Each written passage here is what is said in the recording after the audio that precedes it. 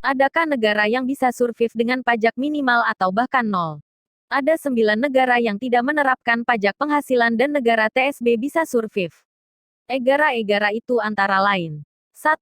Uni Emirat Arab. 2. Bahama. 3. Bermuda. 4. Andorra. 5. Monaco. 6. Oman. 7. Qatar. 8. Bahrain. 9. Kuwait. Negara-negara TSB bisa survive tanpa pajak karena rata-rata dari negara TSB sudah memiliki sumber pendapatan negara yang besar. Untuk lebih rincinya sebagai berikut. Asteris 1. Uni Emirat Arab Asteris. Negara asal Timur Tengah sangat kaya akan minyak. Tak tanggung-tanggung, 80% dari kebutuhan negara ditopang oleh pemasukan dari minyak mentah. Sedangkan, pajak cukai dan alkohol menjadi penopang selanjutnya. Negara ini memang sangat memberikan aturan keras terhadap alkohol dan rokok. Oleh karena itu, harga kedua barang tersebut bisa berkali-kali lipat lebih mahal dibandingkan di Indonesia. Asteris 2. Bahama Asteris. Di Bahama, peraturan bebas pajak tergantung wilayah tempat tinggal, bukan hanya karena status kewarganegaraan. Seseorang dapat memenuhi persyaratan residensi dengan membayar izin tinggal tahunan atau mendapatkan status penduduk permanen berdasarkan pembelian real estate di Bahama. Hal ini disebabkan murahnya untuk tinggal di Bahama, setelah Karibia hilang.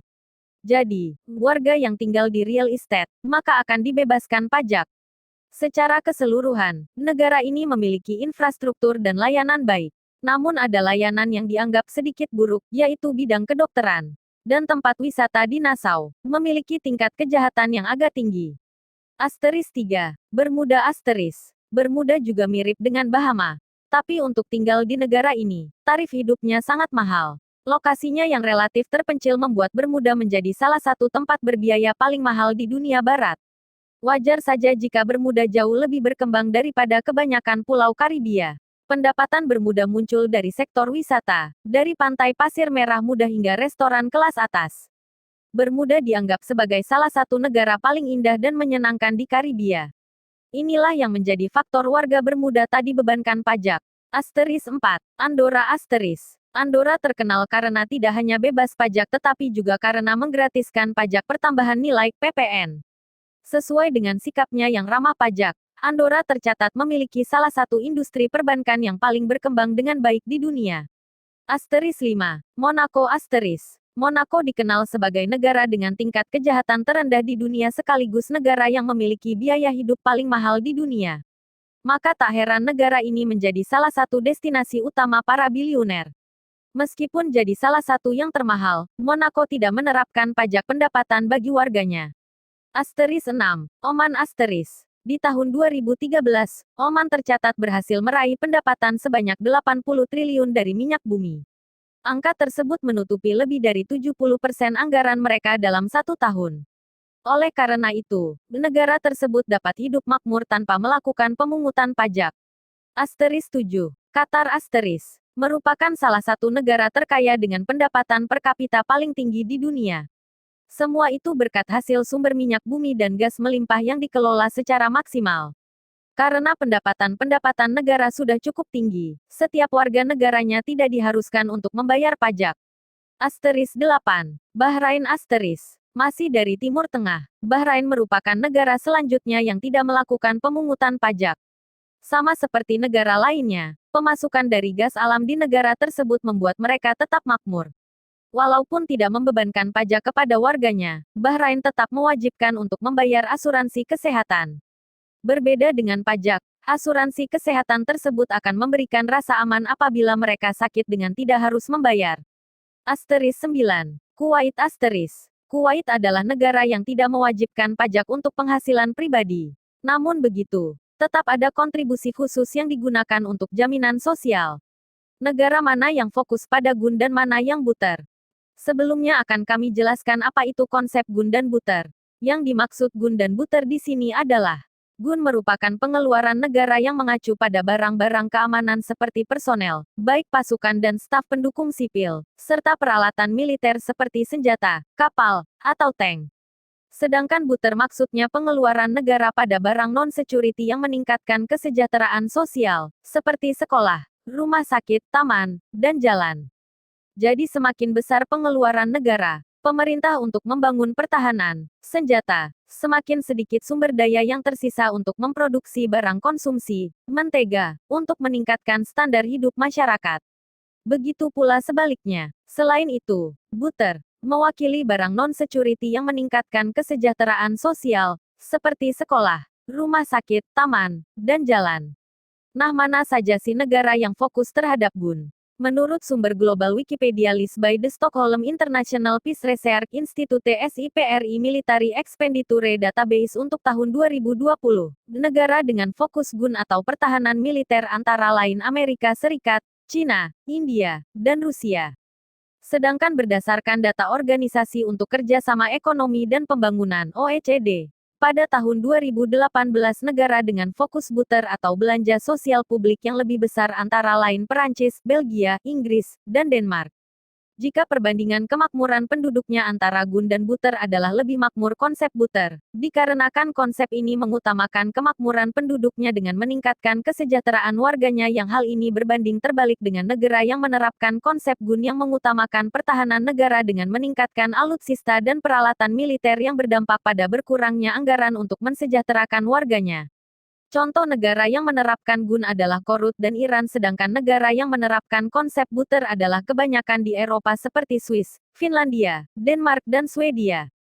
Masih pentingkah pembangunan infrastruktur? Menurut pendapat kelompok kami, sangat perlu adanya pembangunan infrastruktur karena pembangunan infrastruktur dinilai memiliki dampak pada peningkatan pertumbuhan ekonomi. Selain mengatasi ketimpangan antara pusat dan daerah, pembangunan infrastruktur dapat mengurangi biaya produksi menjadi lebih murah. Tetapi, pembangunan infrastruktur yang seharusnya tidak hanya berfokus pada infrastruktur statis, tetapi juga lebih dahulu membangun infrastruktur dinamisnya. Dari alokasi pembiayaan publik dan swasta, infrastruktur dipandang sebagai lokomotif pembangunan nasional dan daerah. Infrastruktur berpengaruh penting bagi peningkatan kualitas hidup dan kesejahteraan manusia, antara lain dalam peningkatan nilai konsumsi, peningkatan produktivitas tenaga kerja dan akses kepada lapangan kerja, serta peningkatan kemakmuran nyata dan terwujudnya stabilisasi ekonomi. Keterkaitan lain antara pembangunan infrastruktur dengan perekonomian yaitu 1. Meratakan pembangunan. Pemerataan pembangunan merupakan sebuah langkah yang cukup besar untuk menuju pemerataan ekonomi. Dengan kemampuan ekonomi yang lebih baik, sebuah daerah maupun negara dapat menghidupi dirinya sendiri. Setelah tercapainya infrastruktur yang baik, maka semua akan mendapatkan kesempatan yang sama untuk terlibat dalam proses ekonomi di dalamnya. 2. Menciptakan lapangan kerja baru. Kegiatan pembangunan infrastruktur sendiri sebenarnya juga membuka lapangan pekerjaan baru untuk dan bagi penduduk daerah Indonesia. Hal ini akan membuka lapangan pekerjaan bagi masyarakat yang ada di suatu negara itu sendiri pastinya.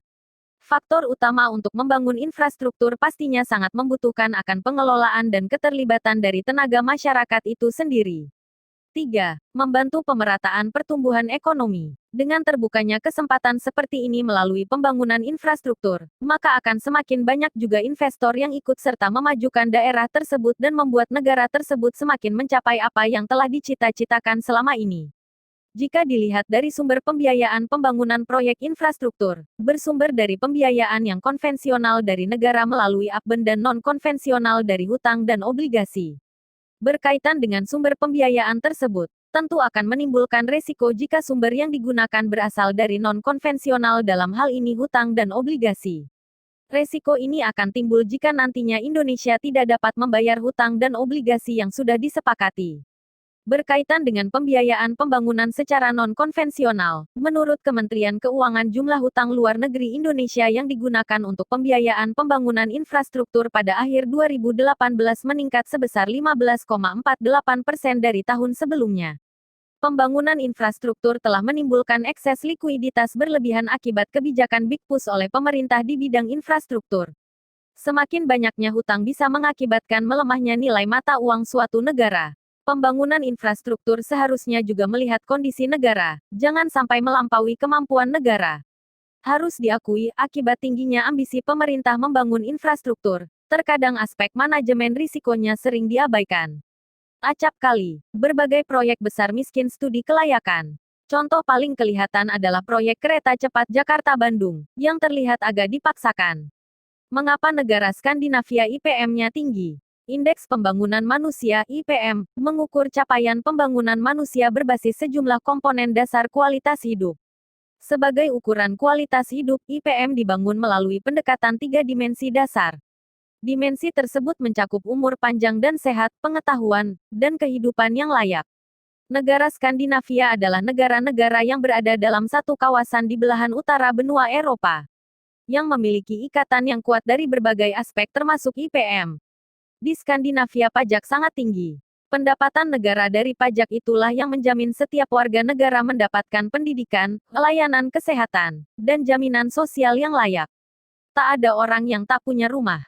Norwegia adalah salah satu negara Skandinavia yang menempati peringkat teratas. Hal ini terjadi karena pendapatan per kapita, dukungan sosial, hidup yang sehat, kebebasan sosial, kedermawanan dan level korupsi.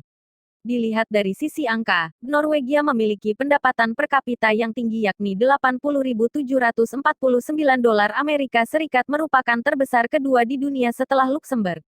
Juga memiliki ukuran Indeks Pembangunan Manusia (IPM) yang menjadi terbaik nomor 1 di dunia.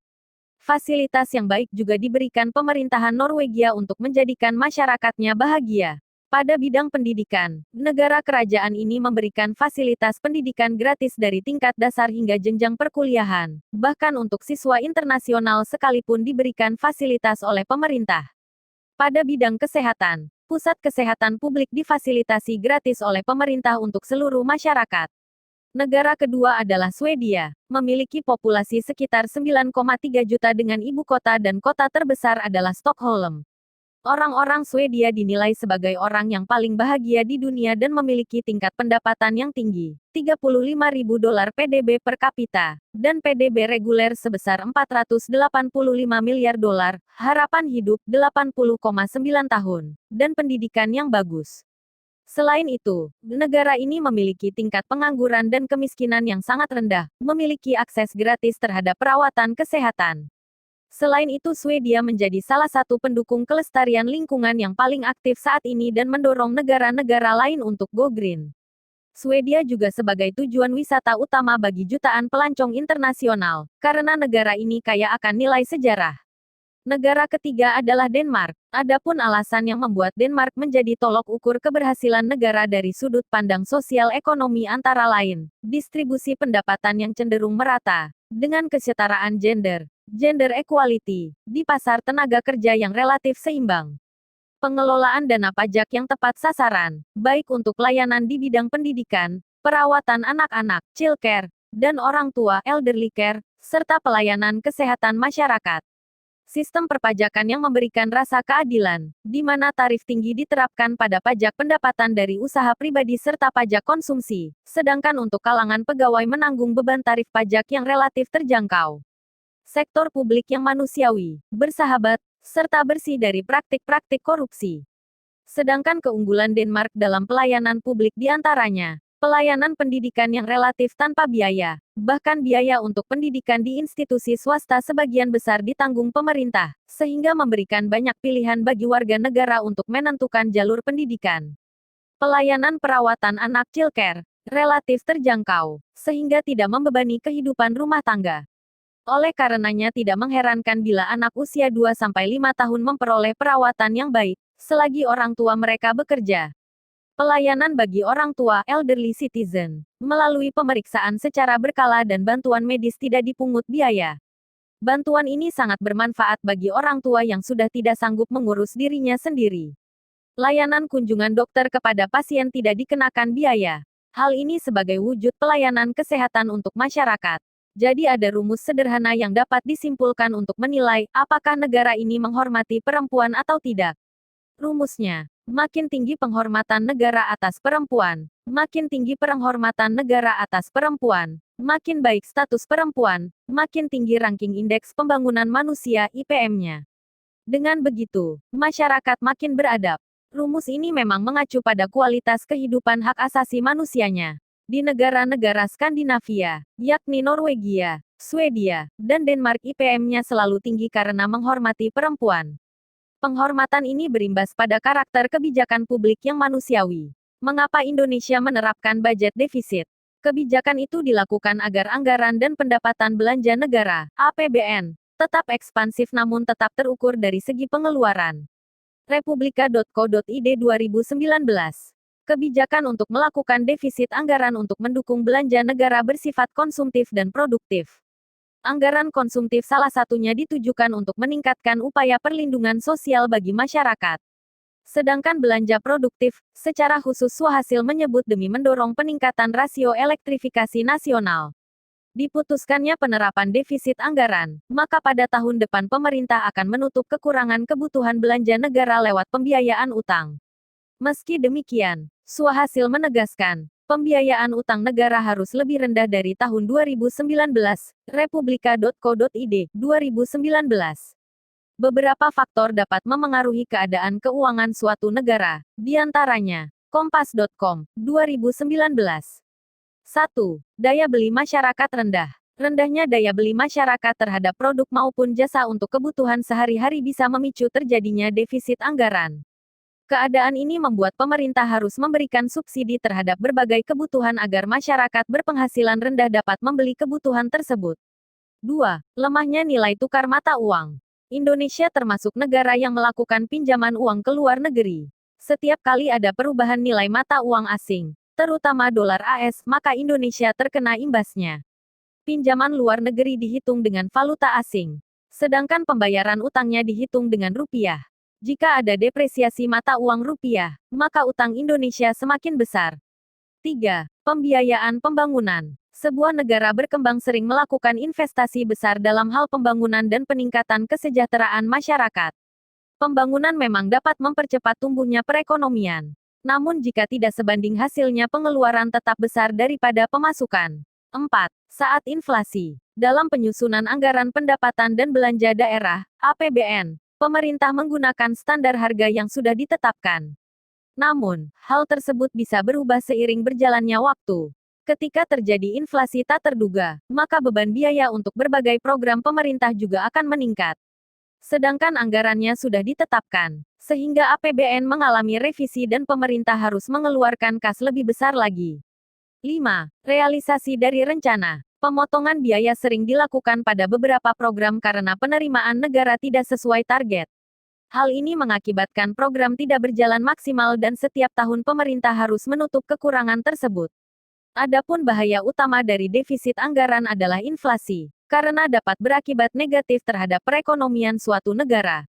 Akan tetapi defisit anggaran juga dapat memberikan dampak positif, yakni merangsang permintaan, sehingga dapat mendorong pertumbuhan ekonomi.